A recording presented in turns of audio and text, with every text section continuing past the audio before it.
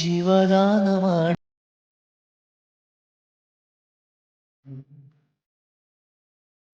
ಜೋಗಿಯ